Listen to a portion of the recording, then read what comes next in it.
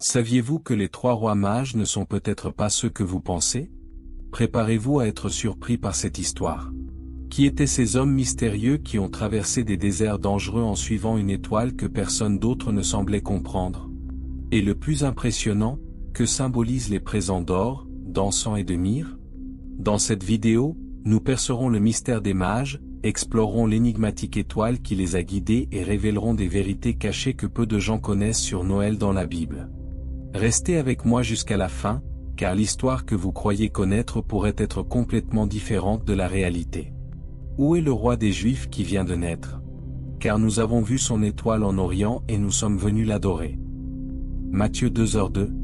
Imaginez un groupe d'hommes venus de terres lointaines, apportant des présents précieux et suivant une étoile énigmatique. Qui étaient ces hommes qui ont défié les dangers du désert et même le pouvoir du roi Hérode à la recherche d'un roi nouveau-né?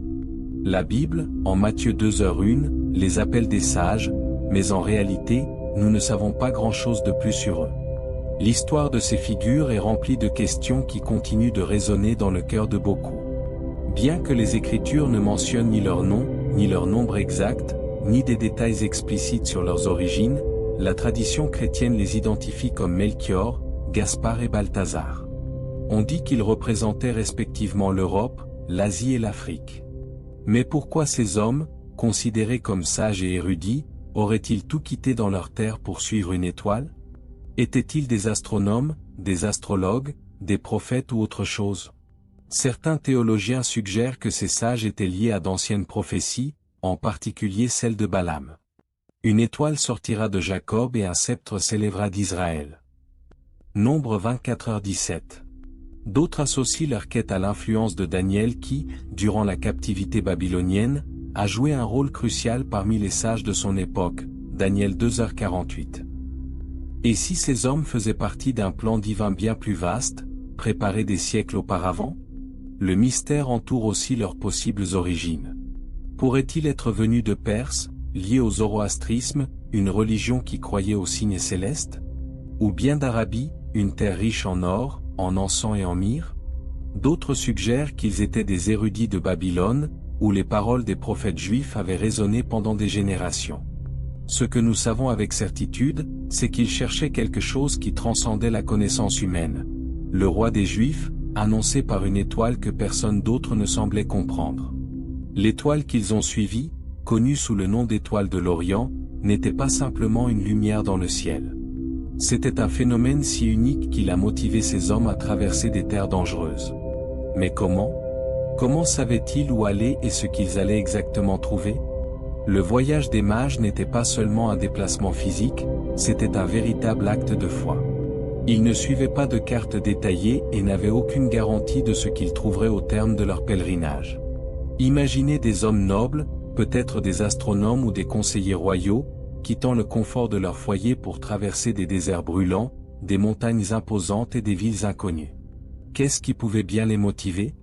Une seule certitude, ils étaient guidés par quelque chose de bien plus grand qu'eux-mêmes.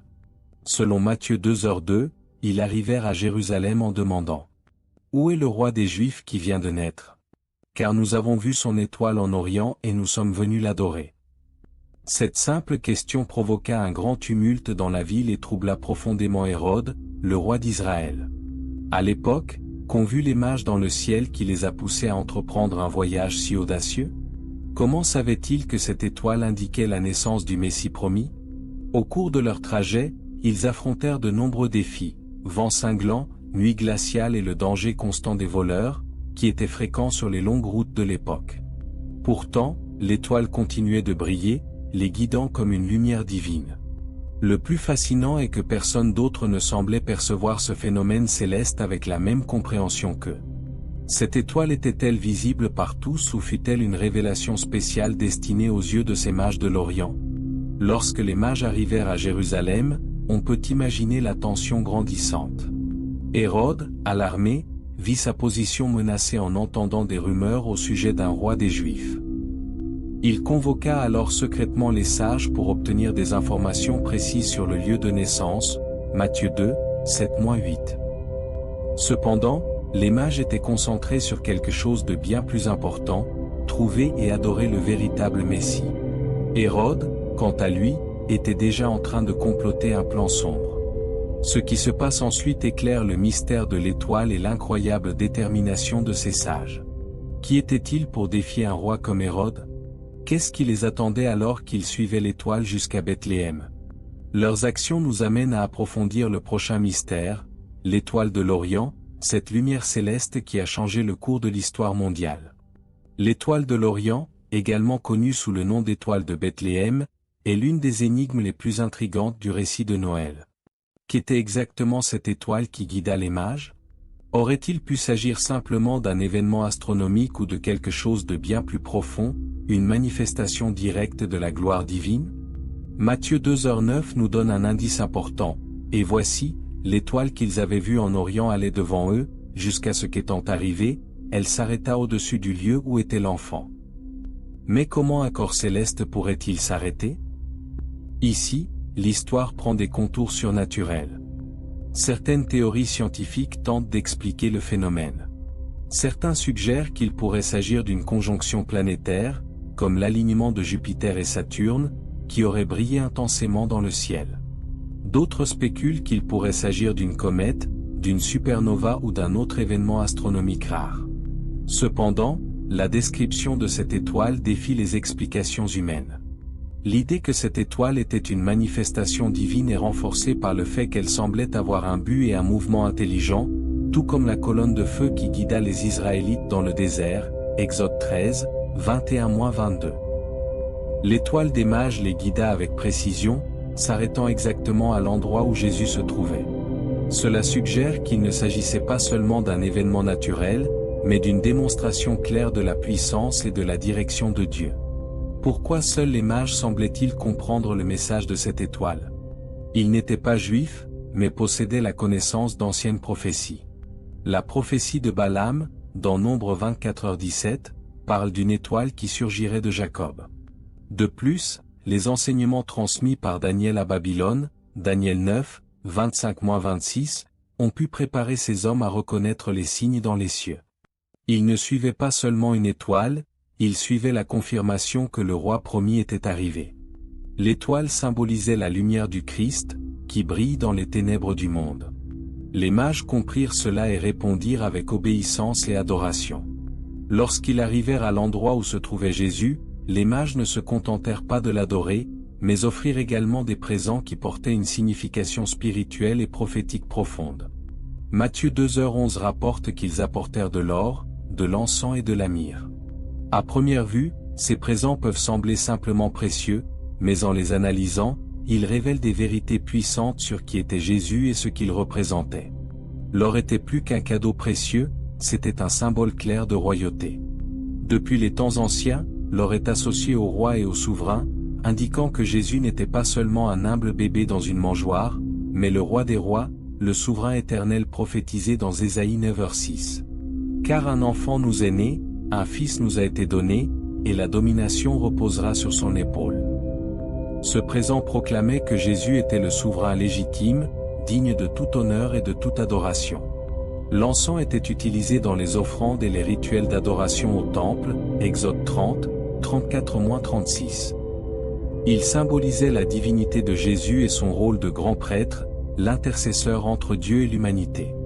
En offrant de l'encens, les mages reconnaissaient que l'enfant devant eux était plus qu'un simple être humain, il était le Fils de Dieu, le Sauveur venu réconcilier le monde avec le Père. La myrrhe est peut-être le présent le plus intrigant et le plus sombre. Cette résine était utilisée aussi bien comme parfum que pour l'embaumement, suggérant ainsi le sacrifice et la souffrance. Ésaïe 53, 5 avait déjà prophétisé que le Messie serait blessé pour nos transgressions et que le châtiment qui nous apporte la paix serait sur lui.